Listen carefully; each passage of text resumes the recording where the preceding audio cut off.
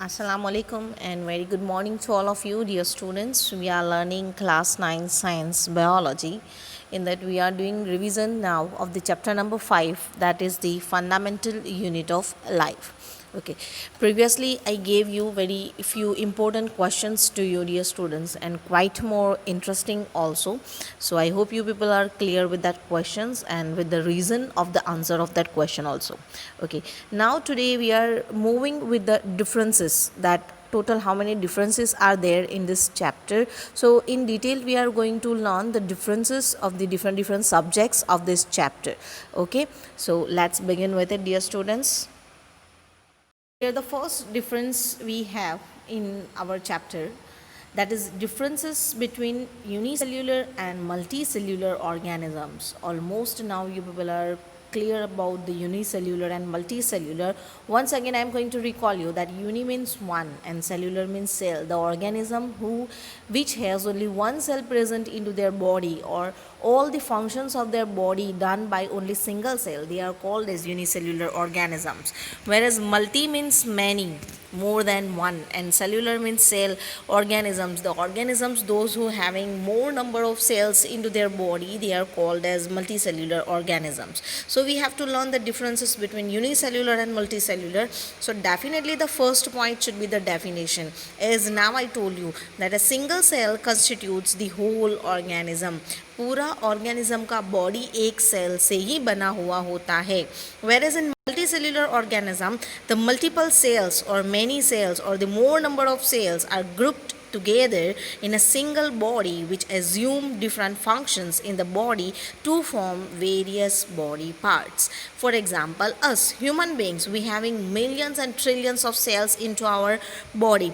Many more of the cells are grouped together and doing the different functions. So we are multicellular organisms, same as plants are multicellular organisms, fungi are multicellular organisms.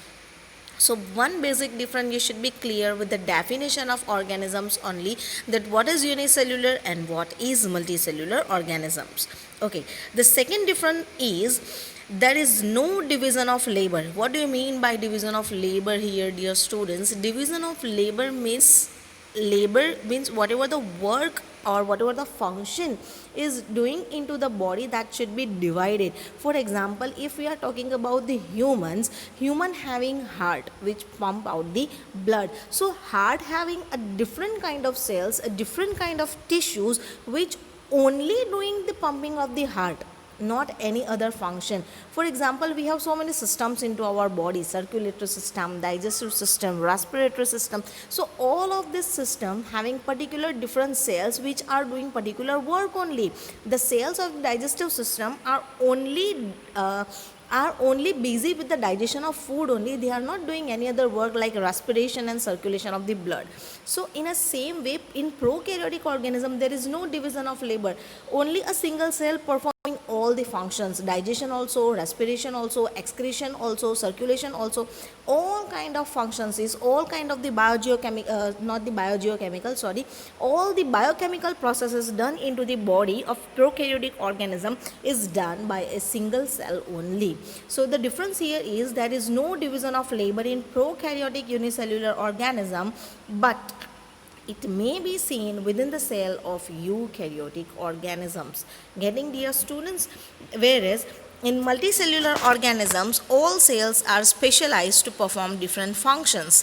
For example, human body. Also, we had learned chapter number 6, tissues.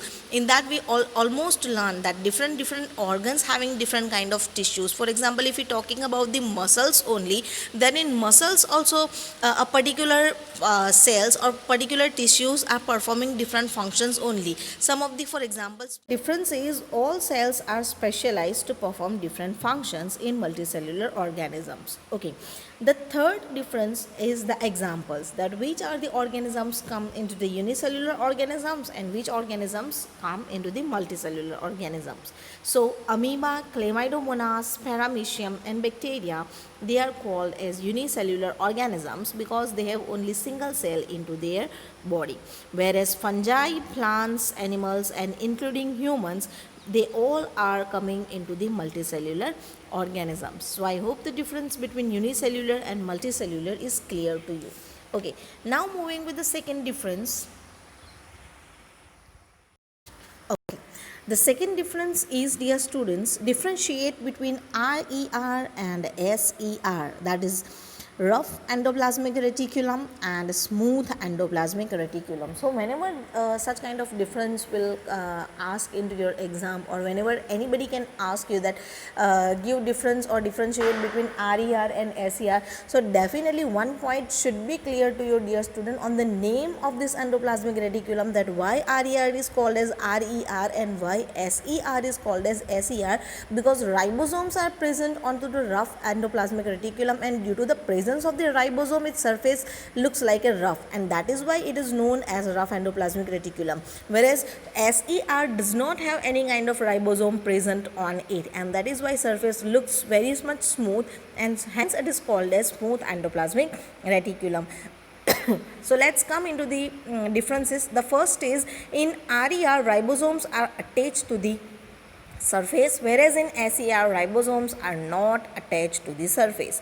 Yes. The second is, it helps in protein synthesis, but obvious, as ribosomes are present onto the rough and on the surface of rough endoplasmic reticulum, definitely they are busy with the protein synthesis only, whereas smooth endoplasmic reticulum do not have any kind of ribosomes, so it helps in lipid synthesis. Actually, so many functions as smooth endoplasmic reticulum have we already discussed into our previous videos, that it is SER helps in detoxification also, right? So but here, as we are talking about the protein synthesis, we can write down the difference in one sentence only, that RER helps in protein synthesis, whereas SER helps in lipid synthesis. Okay, the third difference is the structure. We can say how the structure of the RER and how the structure of the SER, that it is formed of tubules and is situated near the nucleus. RER having in the form of tubules, long, narrow, pipe-like structures are there in RER, and normally RER is attaches with the nucleus, whereas smooth endoplasmic reticulum is formed of cisternae and is situated near the plasma membrane. Now here the question to you, that what is cisternae? Dear students, if you go with the previous videos, and if you remember the previous videos, that I show you the image of the cisternae, that cisternae are the flat bag-like structures.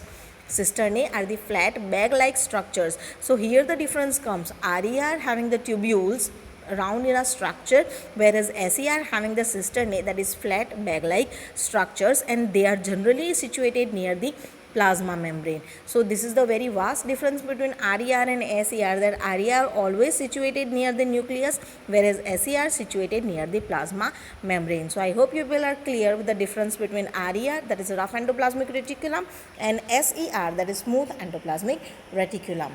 Moving with the next difference, that states some differences between cytoplasm and nucleoplasm. Yes, very important difference. Still so many students having their doubts, confusion, that what is actually cytoplasm and what is actually nucleoplasm, or protoplasm is totally a different thing over here, dear student.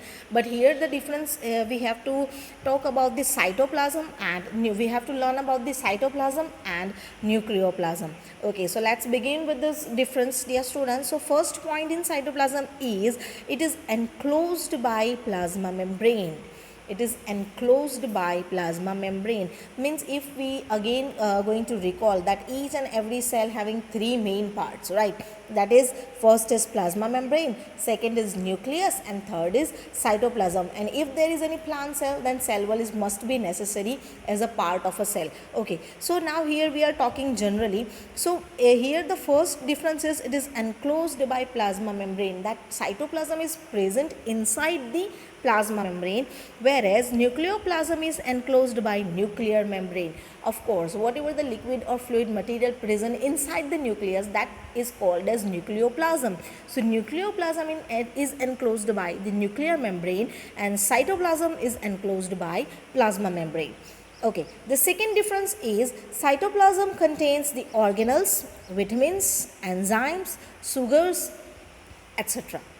Cytoplasm contains the organelles. Organelles means mitochondria, ribosomes, lysosomes, Golgi bodies, endoplasmic reticulum.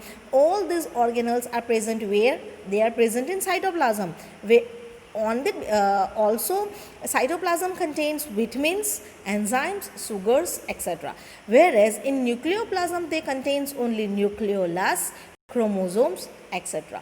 Now you are clear with the nucleolus and chromosomes also, dear students, that they are the genetic material of the cell. The third difference is it is general mass of protoplasm excluding nucleus. It is general mass of protoplasm excluding nucleus. As I already discussed you that what is protoplasm? Protoplasm is nucleus plus cytoplasm. Whatever the content of the nucleus is there, that nucleus plus cytoplasm, that both of this called as protoplasm, right? But here we are talking about only cytoplasm, so definitely we are excluding what?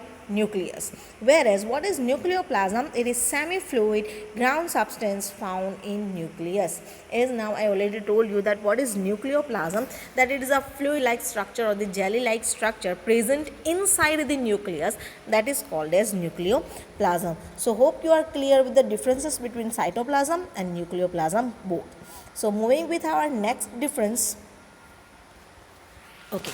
The next difference is difference between fungal cell and bacterial cell.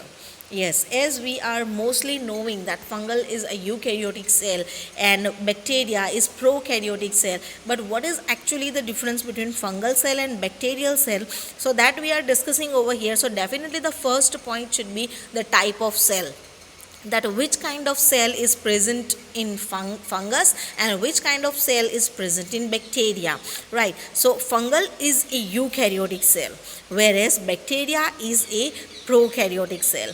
Second is nuclear membrane is present, and in bacteria nuclear membrane is absent. And this is really a very clear, dear students, that as prokaryotic cell is there, definitely nuclear membrane is absent, and that is why they are only called as prokaryotic cell. So here the main difference is there, nuclear membrane is present in fungal cell as it is eukaryotic cell, whereas nuclear membrane is absent in bacterial cell, because bacterial cell is what? It is a prokaryotic cell. Okay. Dear students, our next difference is differentiate between nucleus and nucleoid. Okay, again the new term come for you, that is nucleoid. Okay, so we have to differentiate between nucleus and nucleoid. Okay, so come to the difference. The first point is, in nucleus nuclear membrane is present, means one outer layer should be there, one outer covering should be there, which is called as what? Nuclear membrane. Whereas in nucleoid nuclear membrane is absent. Getting, dear students, the main difference is there. In nucleus, if the nuclear membrane is present, it is called as in nucleus nuclear membrane is present, whereas in nucleoid nuclear membrane is absent. Okay, in nucleus chromatin network and more than one chromosomes are present, whereas in nucleoid only one circular highly coiled chromosome is present. Getting, dear students, in nucleus chromatin network means many more. What is chromatin? First of all, so let's recall about the chromatin, that chromatin are the very thin thread-like structures inside the nucleus which having the genetic material, they are called as chromatin. So chromatin network is present, as well as more than one chromosomes are present. For example, if we talk about the human being having a 23 pair of chromosomes into their body, right? Means more than one chromosome are present, whereas in nucleoid only one circular highly coiled chromosome is present. Again, you can write down the third point here also, dear students, in nucleus and nucleoid, that most probably the nucleus found in eukaryotic cell and nucleoid is found in prokaryotic cell, for example a bacterial cell. So I hope you are clear with the difference between nucleus and nucleoid. Okay, the next difference is state the differences between plasma membrane and cell wall. Definitely all cells, either the plant cell or animal cell, both the cells having the plasma membrane. But here also again the difference comes between plasma membrane and cell wall. So let's begin with this difference. The first is plasma membrane. That plasma membrane provides support and shape to the cell, whereas the cell wall gives strength and rigidity to the plant cell. What do you mean by rigidity, dear students? That is non-flexibility. Getting? So plasma membrane provides and support and shape to the cell, whereas cell wall gives strength and rigidity to the plant cell. And that is why the difference, when we have seen we had observed the slides of the onion cell and chick cell, we clearly seen this, that the onion cell having a perfect definite shape, whereas chick cells are irregular in shape. Then plasma membrane is semi-permeable. Semi-permeable means it only allows some of the material to enter inside the cell and exit outside of the cell in nature, allowing the entry of selected molecules into the cell, whereas cell wall is completely permeable in nature. Okay, the next is, it is elastic, living and thin. Plasma membrane is elastic, means having the flexibility. It is living substance and very much thin in nature, whereas cell wall is rigid and non-living. So remember, dear students, cell wall is non-living, whereas plasma membrane is living. The next difference is differentiate between diffusion and osmosis. What is diffusion and what is osmosis? First of all, these are the two processes that should be known by you, and both of these processes are present into our plasma membrane. That is, now I already told you that plasma membrane is the semi-permeable membrane which only allows some of the material to enter inside the cell and exit outside of the cell. But how this entry and exit occurs, what is the mechanism behind this entry and exit, that is the processes, and that processes are what? That processes are diffusion and osmosis. So we are talking about the difference between diffusion and osmosis. The first point is, it occurs in any medium. Any medium means in solid also, in liquid also, and in gaseous state also. So diffusion, it occurs in any medium, whereas osmosis occurs in liquid medium only. Getting, dear students, this is a very important difference between diffusion and osmosis. Second, diffusing molecules may be solid, liquid or gaseous solutes, whereas osmosis involves movement of liquid molecules only. Example of diffusion and osmosis, I would like to tell you, dear students, that if an incense stick, or for example, if you're talking about the mosquito coil we having at our home, or if your mother is preparing a very delicious dish at your home, at that, so as you enter at your home, you at that same time you get that smell, aroma, right? So that is called as diffusion, that whatever your mother is preparing, that smells or the molecules of that particular aroma is, by the process of diffusion, it moving from higher concentration to lower concentration. So this is called as diffusion, whereas osmosis only occurs in the liquid medium. Semi-permeable membrane is not required for occurring the diffusion process, whereas in osmosis semi-permeable membrane is required. So these are the differences between diffusion and osmosis. So I hope you people are clear with the diffusion and osmosis.